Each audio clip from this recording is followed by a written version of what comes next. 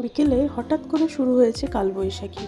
চোখটা একটু লেগে গিয়েছিল, উঠে দেখি চারিদিক অন্ধকার, ঝমঝম বৃষ্টি হচ্ছে, সাথে ঝিল পড়ছে। আর বৃষ্টির ছাঁটে আমাদের ব্যালকনির গাছগুলোও দেখো কীরকম একটু স্নান করে নিয়েছে, আর কত ফ্রেশ লাগছে। কিন্তু বাইরে চলছে তাণ্ডব নৃত্য। যেহেতু আম গাছ, তখন মাথায় একটাই চিন্তা, কটা আম পড়লো আঙিনাতে আমাদের, কটা আম পড়লো। পেখম তো অস্থির, মামা আম কি পড়লো? ঝোড়ো হাওয়ার সাথে বৃষ্টি, এইসব মাথায় নিয়েই বৃষ্টিটা কমতেই পেখম চলেছে বাগানে। বাগানে গিয়েই দেখি এই যে আম পড়েছে। আমগুলোকে তুলে নিয়ে তাড়াতাড়ি করে চলে এসেছি। বৃষ্টি কিন্তু তখনও পড়ছে। বৃষ্টিতে ভিজে ভিজে আম তোলার মজাটাই তো আলাদা। এটাই হয়তো সেই ছোটবেলা।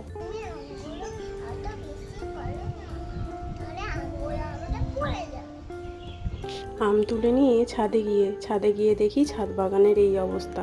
টব তো সব উল্টে পড়ে আছে, আর গাছগুলো কিছু কিছু ডাল ভেঙেছে। এটাকেই হয়তো বলে কালবৈশাখীর তাণ্ডব নৃত্য।